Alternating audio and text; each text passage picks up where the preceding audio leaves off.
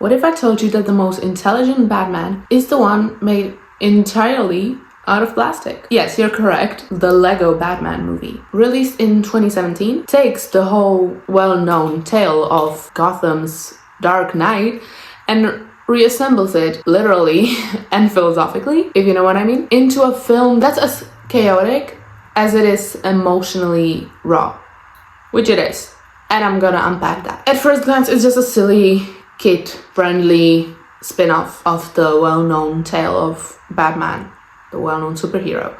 But look deeper and you'll find that it is a surprisingly profound story about loneliness, ego, identity, and the fragile, brick-by-brick construction of the self. From slow-motion abs to brooding in front of a microwave, this Batman is both a parody and a mirror of all the versions that came from him, and there are many.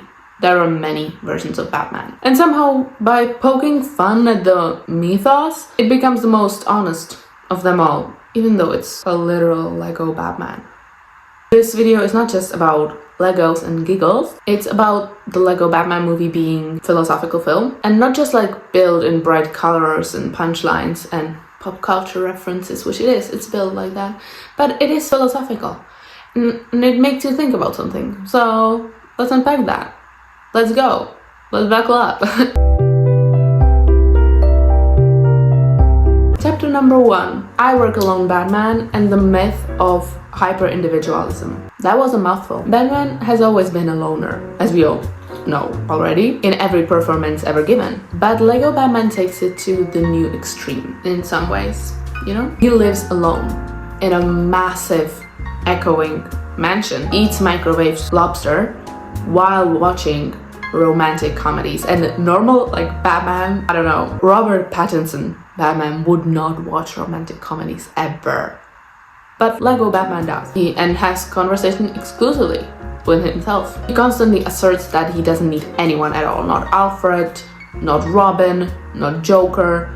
He thrives on independence, or so he says, but there may be something else going on there. This exaggerated independence might be fear and not strength, as we suppose it is. Sartre would probably say that Batman is a man condemned to be free. He has chosen his isolated lifestyle himself, but in doing so, he made himself utterly alone. His freedom is sort of suffocating. He's not like free exactly, but yeah.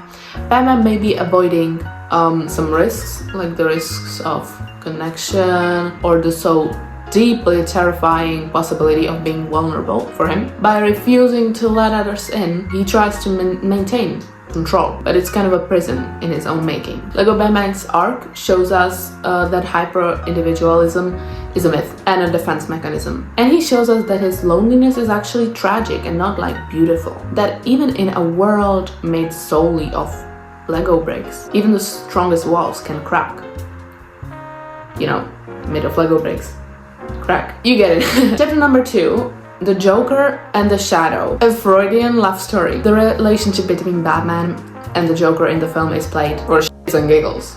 But also, it is disturbingly real in some ways. The Joker is heartbroken when Batman won't call him his greatest enemy. And Batman, on the flip side, is visibly uncomfortable with the idea of emotional attachment, even to a nemesis like the Joker. From a Freudian lens, the Joker is Batman's shadow self, and he represents the chaos that Batman suppresses. Since Batman is like very controlling and control freak, Joker is like the other side, right? The messy kind of real. And he's like the wild emotions that Batman is so terrified of confronting. The Joker is pure ID, you know? Impulsive, obsessive, emotional.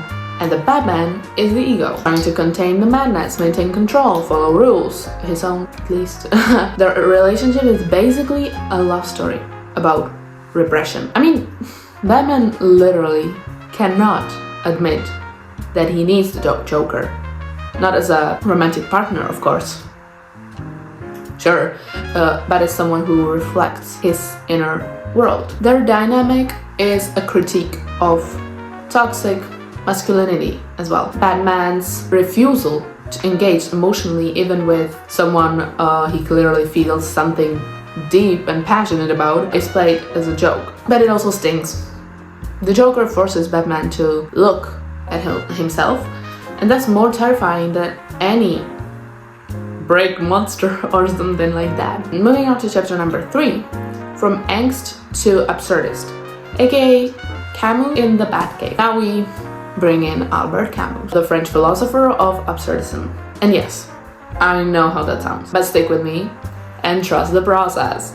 Camus argued that life is inherently meaningless and that humans must come to terms with the fact that they had to create their own meaning. Entering Lego Batman, a character who begins the film trying to control everything, he denies connection, tries to define his existence through crime fighting, and suppresses anything slightly unpredictable. But over time, as the story unfolds, he's forced to accept that control is an illusion and that chaos happens and that villains escape, allies show up, feelings emerge, and instead of him resisting the chaos anymore, he starts to embrace it in a way. That's the absurd hero's journey. As I said at the start, it was the process, right? Now it's all coming together, the puzzles are puzzling. It's not about defeating evil or discovering some grand lottery.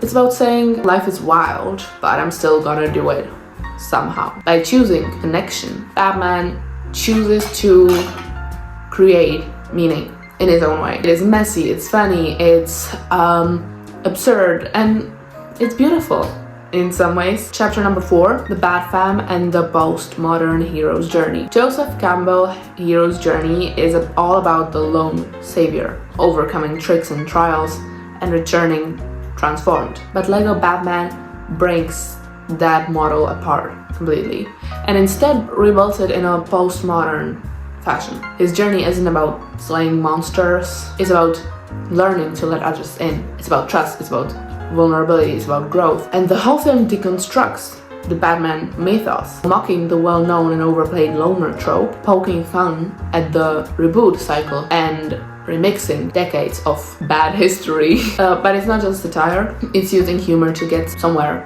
real. Robin, Alfred, Barbara Gordon, they're not just sidekicks, they're more like emotional lifelines, if you know what I mean. And Batman's acceptance of them marks a radical transformation in the whole story of Batman. This postmodern take on the hero is especially Gen Z coded, I think. Skeptical of tradition, allergic to cringe, but desperate for sincerity underneath the irony. And Lego Batman delivers it all flawlessly. Chapter number 5, Abs, Angst, and Actual Growth, and why this Batman matters. We don't often get to see superheroes grow.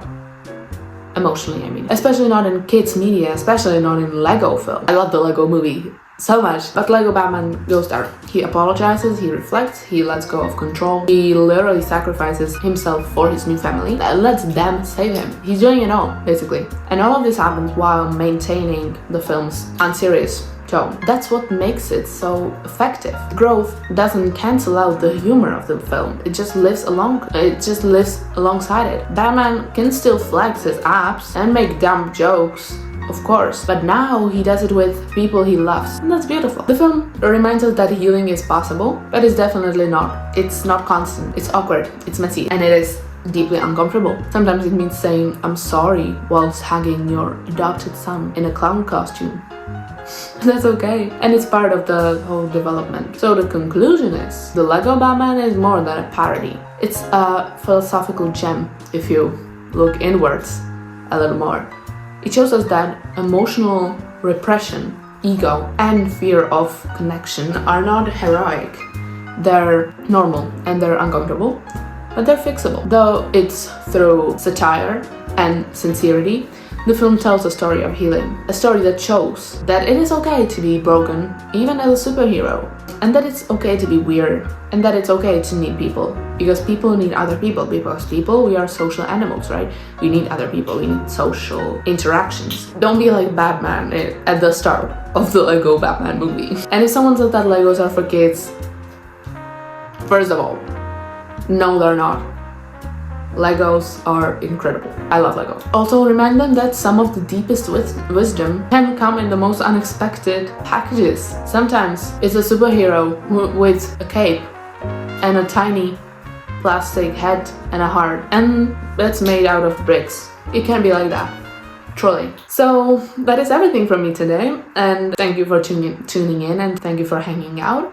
I'm so glad you did because I enjoyed it very much. I hope you enjoyed the video, and you can check my other stuff too if you want to. I'd be grateful.